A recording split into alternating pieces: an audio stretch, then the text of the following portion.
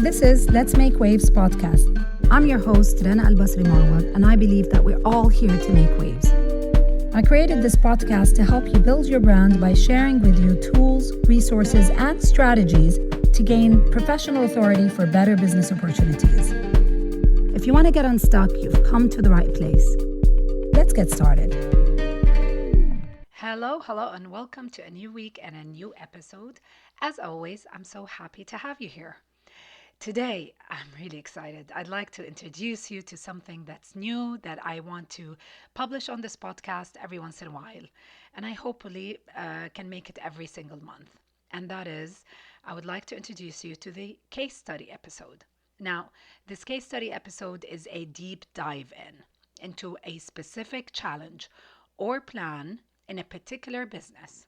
What will happen is that on this episode is that I will share with you a very particular or a very specific real issue for a certain business.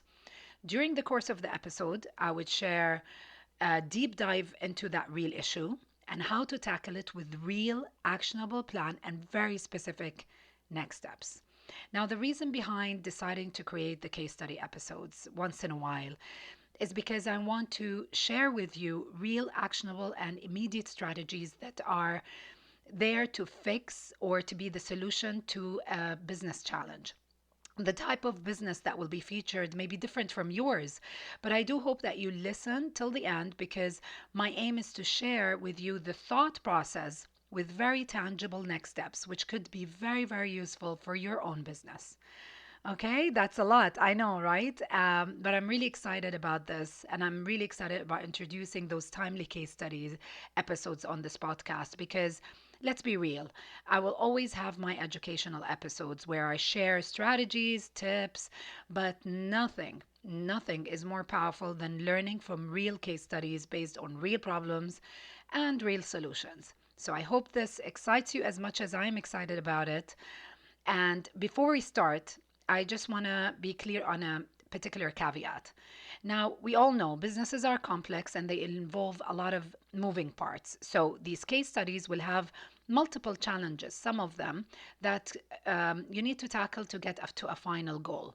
So what I'll do is that I have to take one particular challenge and not all of it to reach the final goal in certain instances. Otherwise, the episode will be like 3 hours or something, which of course we don't want. So for the sake of time, the case study will tackle a very specific challenge and the episode will be designed to take you through the step-by-step approach to find a solution to that particular challenge only. So you are, taking note of the thought process. Okay, I won't keep you waiting any longer, so let's start. Okay, so today's episode, our case study is about a local fashion designer. All right, so let me start by giving you the background so you have the full context.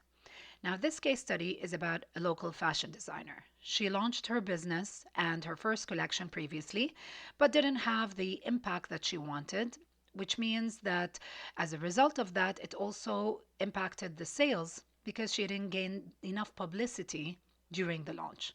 Her PR tactics at the time were sporadic and they were not timely with the launch and the collection announcement.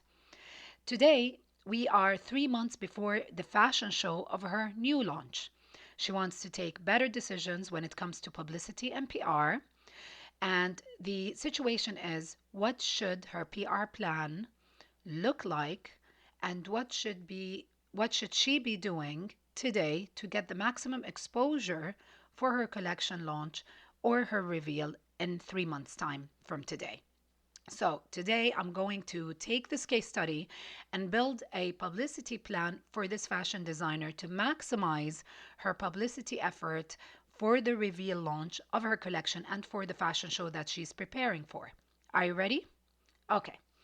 So first things first. Now, I mentioned a few episodes before is that how 2 phases, the pre-launch phase and the post-launch phase, are the longest phases when planning a launch. So in this case, for this fashion designer, 3 months in advance is a very reasonable amount of time, depending, of course, on the market that she's in. But in general, it's a great lead time to start working. So step 1, what she needs to do. Step 1, She needs to be clear on the messaging and content that she wants to use in her publicity, and she has to start categorizing them in different tiers. So she has to start with what messaging she wants to be focusing on. So in her case, um, the tier one type of content should be about the fashion. Okay? Her tier two type of content should be lifestyle and how her collection fits into that. And tier three would be content about her as a designer, a businesswoman, local talent, local business, etc. So these are the three tiers that would be great for her to kind of break down and make sure that she's very clear on the messaging and make sure that she's really clear on what type of content she needs to prioritize. She has to prioritize the tier one content about fashion because she's launching a new collection in a fashion show. Tier number two, it's about everything that's lifestyle because fashion is part of a woman's lifestyle. How can her collection fit into that? And tier three is about her as a designer, going back to her personal brand as a businesswoman, local talent, the local business that she has, etc. Now, getting clear on the types of content and the messaging, she will be able to have or to plan a 360-degree image of her from the angle of the actual collection, the angle of her role in a woman's lifestyle, and the angle of her and her personal brand as a designer, as an entrepreneur in her industry, market, or local region. Now, this step will facilitate step number two, which is all about the outlets suitable to maximize the reach of her message and content to the right target audience. Okay, so step two would be for her to identify who are the key players in her campaign. So, in her particular case, the key players are media, influencers, her own her own online presence like social media and website, and private fashion stylists to celebrities. So these are the four key players that she needs to concentrate on. In the media, we're talking about TV, we're talking about print, such as magazine, newspaper, whether it's print or online. We're talking about radio, podcasts, and all of that. Another key player is influencers. That's very clear. The third one is online presence. So we talked about that. That's social and website. And of course, fashion stylists, because they are key players in in the publicity aspect and making sure that her designs and her label is in front of the right kind of celebrities to maximize her PR effort. So, in this step, it is very crucial that she builds these lists, be it for the media, be it for the influencers, or all of that. So, and that kind of these kind of lists should be based on quality, not quantity. So, for an impactful publicity campaign that could have a very positive impact on how the collection is perceived and how it is translated into sales for her, she needs to start to create lists based on the right type and the right quality of media outlets and influencers. And this is key because if you have a certain magazine, let's say, that talks about you, but the readers of those magazines are not interested in fashion, then in her case, the result of her publicity and all of her efforts to attract people to the collection will become very minimal and close to none. So that same logic will work not only for media, but it will also work on the influencer choice. So in this particular step, she needs to start dissecting each and every category so she can have clear tiers and what kind of press material that she will create for the kind of outlets that will maximize her message. So, for example, for the media, she needs to have a media list that will host a tier one and a tier two types of media. This means who are the media outlets that she knows are exactly what her audience consume and puts them in tier one, and who are other media outlets that are very important. They might not be 100% what her customers consume, but they have a very high percentage of overlap. So as a result, she will have very specific lists of magazines, online and print in tier one. And they are completely perfect for her audience. And these kind of magazines would be fashion magazines, lifestyle magazines, and female magazines, for example. However, in tier two, the magazine lists might be the ones that are lifestyle but don't have the same distribution as tier one, but they're still very good in terms of impact. And also in tier two, she could have business magazines that would be suitable for one of the content tiers that we have identified in step one. Okay, so that kind of logic and breaking these lists down to tiers has to be replicated for the influencer list, TV list, radio list, podcast list, and of course also for the fashion stylists. Okay, so step three. For the media list, she needs to study each media outlet to know the lead time to publication. So this is very true for print media, where the publication edition is usually planned in advance, and the editorial material is usually finalized and closed weeks before the actual publication day. So some print magazines, they work on a 2 to 3 month lead. Some of them are much shorter.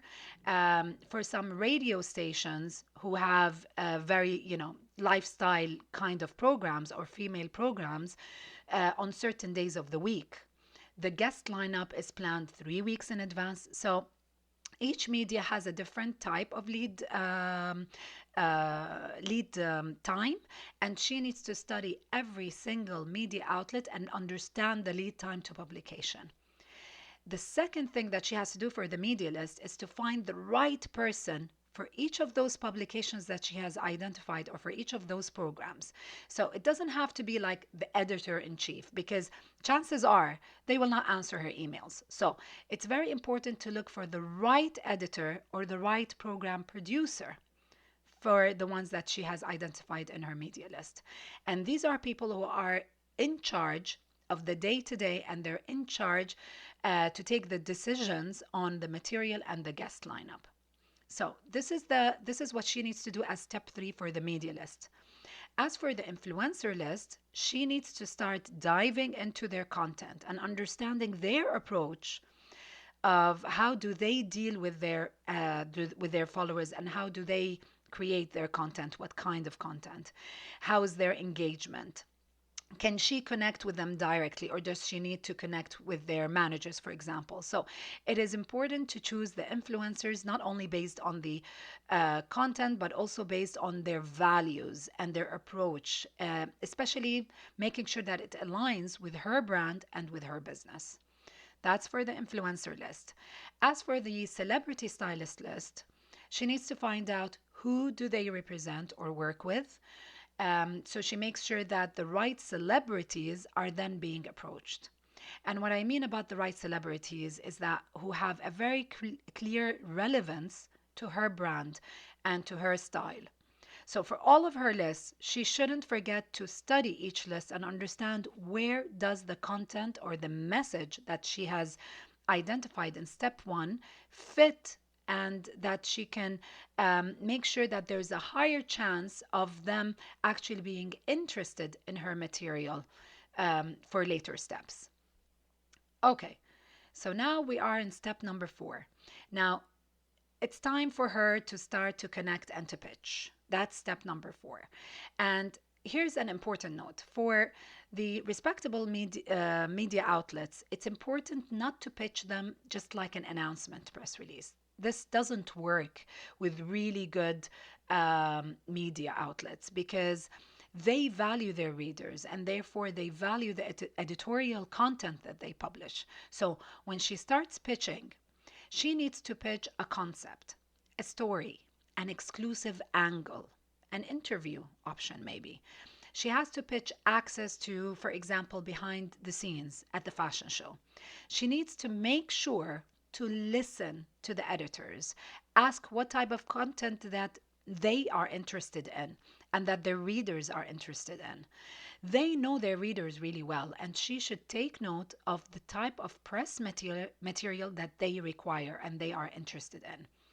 And then she should also start pitching to the media outlets that require the longest lead time to the least lead time. That's how she prioritizes it, because the media that requires a longer lead time, that means they need the material, the press material, much more in advance than the ones with the least lead time. Okay, so she needs to secure a deal with the ones that will close their calendar in advance so that her news comes out right on time, 3 months from the day of the pitch, so that it comes out and it gets published during the week of the fashion show. That's the whole purpose of working in advance when it comes to the pre launch runway strategy. For the celebrity stylist, she needs to send them the lookbook, and then she starts the dialogue of having a celebrity wear one of her new designs. Now, stylists are usually very direct and they're very clear about their expectations and their client styles. So it's going to be a very clear conversation with those celebrity stylists, and she needs to really listen up and make sure that she gives them all the material that helps them take a quick and fast decision and identify who is the right celebrity that would be interested and the style is interesting for them to wear and who isn't. And finally, for her influencer list, I would suggest that she identifies the top 3 to 5 who will receive a free gift of a design from her collection. Now, if she has a budget for more free designs, for example, as gifts, then that's great. Otherwise, she has to prioritize. So if she had to prioritize, the number would be between 3 and 5 as a sweet spot. And because of that reason, I would like to definitely suggest that she shares the lookbook with them secretly or with certain designs, not all of them, and have these influencers choose the design that they will wear.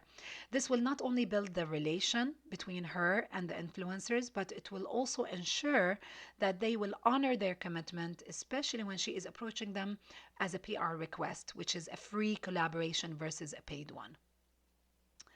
Okay, step number 5. Start creating the press material. That's a very important step. So now for the fashion designer, in this case, they should have different types of content material in their library for each collection. So for example, for the images, they have to have the designs on a plain background, just the model front and back. They have lifestyle images in the context of the collection theme.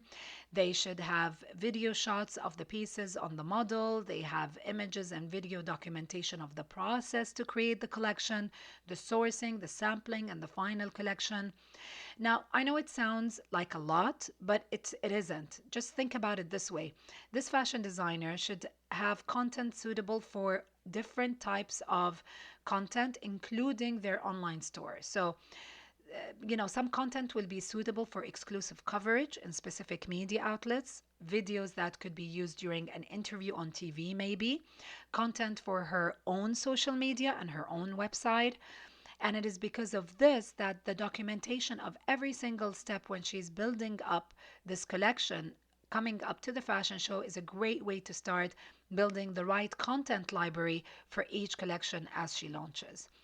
So she will also have more content once she finishes the fashion show, which is, shots of behind the scenes at the fashion show, the preparation of the actual show, maybe even shots of after the show, chats with guests who are there, get their feedback. All of that content will come very handy for the post launch and the post fashion show publicity. So, this is all very important to be taken care of and thought of when she's building up to the 3 months. Now, the final step is to start delivering. So, what does that mean? It means attending the live interviews that she has booked with the TV programs, with the radio, with the podcast, sending the special feature material and exclusive press material to all the editorial deals that she has closed, sending out the influencer gifts that she has, negotiated and got and confirmed, sending out the samples to the private stylist to reach on time to the celebrities, prepare all the press material for the fashion show, update all social and digital platforms that she owns. And finally, she needs to get ready to push more after the fashion show to keep up with the hype and the relevance of her and her collection in all the different outlets. Now, as you've heard, we've covered her plan from the media, influencers, and stylists. She should not forget her own platforms of social media and website. So it's very important that during the course of these 3 months, she should create pre-launch runway calendar for her own platforms, where she starts with teasers about the upcoming collection and the upcoming fashion show. The content that she can share would be like a build up to the day of the reveal. So it's more about behind the scenes, teasers of the material, maybe the trims that she's been using, shots of the model, the preparations, information about the theme of the collection and the story behind it, any kind of personal content of her as a designer, sharing maybe struggles to the launch or the fun content of a designer life. So many ideas for content when it comes to what she can share and build up hype on her with using her own voice on her own platforms. Also, during the course of those 3 months, and depending, of course, on her budget, she can create an advertising campaign that could be on social media building up to the launch, and especially active once the collection is revealed in the fashion show with a very clear call to action on where these designs can be found in stores or online for her target audience to know and to be interested to go check them out and hopefully buy them.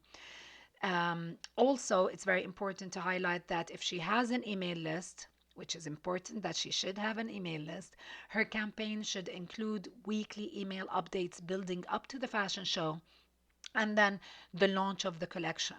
Now, these are people who have signed up to get information from her, which shows that they're interested in her and her business and her designs, and therefore they are more likely to take action. Therefore, it's a great way to like convert them to buyers. Another addition that I would like to include here is that she could add to this pre-launch campaign a competition. And this is where she involves her target audience on social media platforms. So by creating a competition, she puts them, she gets them involved in this process and the hype. And that also adds to her publicity and to the publicity building up to the actual fashion show and the launch. So many ideas, so many plugins that could be considered. And this would be a very detailed case study for this fashion designer who is launching a collection and a fashion show in 3 months. So I really hope that this case study gave you the like the thinking process and the different tactical steps of what she would do in a, to create a publicity plan that would look like the way it has been done in terms of steps and how she would tackle each and every step of that plan. Now, as I've mentioned before, this case study will give you a live example of an actual campaign. So, but there are so much more moving parts, even to this fashion designer's campaign, that we haven't included. Today, we've just highlighted the important steps to execute when it comes to publicity. All right. So this case study could be about a fashion designer, but the process of the publicity and the pre-launch runway campaign and the process of planning and thinking of building up momentum can be translated into any other business. So I really hope that you had, the different takes from this case study that could be maybe, retweaked or anything that could be suitable to your business. In my opinion, the keys to the success of any campaign like that in terms of publicity is planning in advance, being clear on the messaging and the content, working with different outlets in partnership to maximize the right messaging shared and also to increase the volume of that message. Let's not depend on only one outlet or very few outlets. Having different content angles and material that she can create and prepare so that her publicity is more, is more interesting and it has more dimension.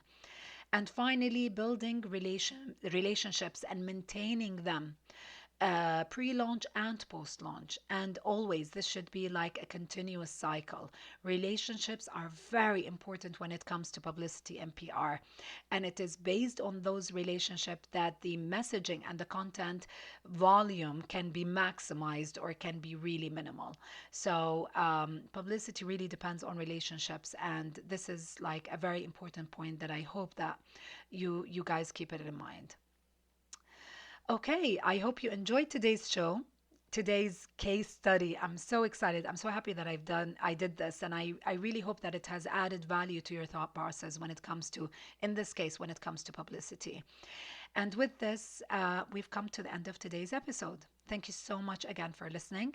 Please feel free to connect with me if you have any topic or idea or a suggestion for the podcast. The link to my social accounts are in the show notes. As always, I do hope that you didn't forget to subscribe to my podcast. I would be honored if you can also give me a review. And if you think that my podcast is interesting or helpful to someone that you know, please feel free to share it with them. Can't wait to touch base with you this time next week. So till then, have a great week and